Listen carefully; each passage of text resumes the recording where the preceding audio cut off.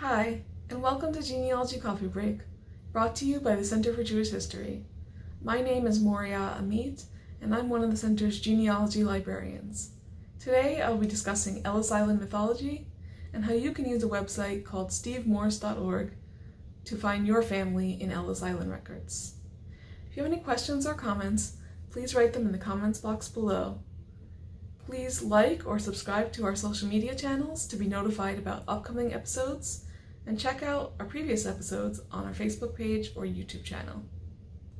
If you enjoy Genealogy Coffee Break, please consider making a small donation at cjh.org/donate now to help us continue to offer free videos like this one. Did you grow up hearing stories from your parents, grandparents, or other relatives about how your family came to America? While family stories often contain at least one or two kernels of truth, it's important that we treat them with a healthy dose of skepticism. The most pervasive myth about Ellis Island in American culture and family stories is that your ancestors' names were changed by clerks at Ellis Island. The ship passenger lists or manifests we will be exploring shortly were filled out by agents of the various steamship companies at the time that immigrants purchased their tickets to sail to America. Inspectors at Ellis Island did not have the time or authority to create or alter immigrants' names. They simply checked the names provided by the immigrants they interviewed against those recorded on relevant manifests. Of course, many immigrants did adopt Americanized names, but they made that choice themselves, most commonly sometime after they arrived in the US. Therefore, you will find that most of your ancestors are listed on ship manifests according to their pre-Americanized names, typically Yiddish, Hebrew, or Russian names spelled in the Roman alphabet. Shortly, I will illustrate how you can search for individuals in passenger arrival lists, even if you don't know their pre-Americanized names. Have you already found family members in Ellis Island records on Ancestry.com or FamilySearch.org? While I have too, I've had the most success on stevemorse.org. Its Ellis Island database has 4 distinct advantages outlined on this slide, each of which I will be demonstrating next. Now I will lead you through 2 search paths that you can use to find your family in Ellis Island records on stevemorse.org. So from the homepage, stevemorse.org, I'm first going to click on where it says Ellis Island Passengers Gold Form. That will take me to this search page. And in my first example, I'm looking for my great-great-uncle, Louis Koplowitz, who according to census records came to New York by himself in around 1910 at the age of 15. And according to my family, came from Vilna, which was at the time in Russia. Please note that the sounds like and phonetic name search options on this site were designed specifically to find common spelling variations in Jewish names. In my initial search, I entered his first name is Louis and last name is Koplowitz and a few other details, but I received 0 results. Why?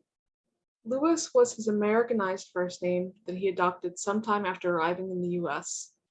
Unfortunately, I have no idea what he was called in Russia, but a common pattern among Jewish immigrants was to select a new name that started with the same letter or sound as their old name.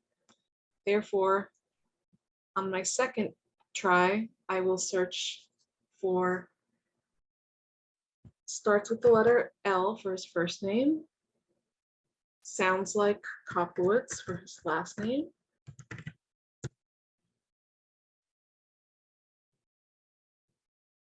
will narrow down the results by selecting the gender as male and the year of arrival between 1908 and 1912, and his age of arrival between 15 and 18.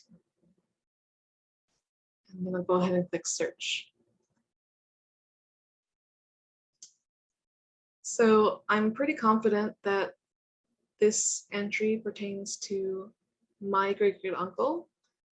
As you can see here, his Yiddish name does start with the same letter L as in Lewis. And so I'm going to go ahead and click on View under Ship Manifest. And this will take me to the website of the Statue of Liberty and Ellis Island. At this point, you will need to create a free account and then log into that account in order to see the manifest. So I will go ahead and do so using my existing account.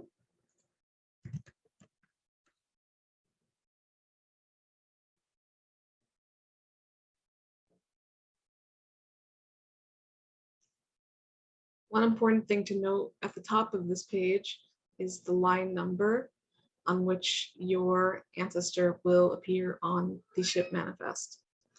Scrolling further down,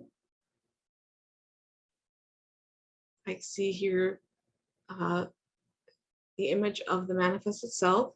When you move the cursor over that page, it will automatically zoom in, and here he is on line 5. If I keep scrolling across, you will notice that there's more information written on the manifest than what appeared on the summary on stevemorse.org. So it's always a good idea to look at the manifest itself. If you would like to print this page, you can't do so for free on this website, but you can take down all the important information about the arrival on the ship manifest, and then look up those details on either Ancestry.com or FamilySearch.org. So now I'm going to continue with my second search. And here I'm going to look for the Rabinowitz branch of my family. And since I'm not looking for an individual, I will clear out the first name. I will also enter the place that this family came from, Grodno, and select the year range in which they arrived. And then I will go ahead and clear out any remaining information. And lastly, I will select these 2 boxes here so that the ship names and the ports of departure will also appear on the results page.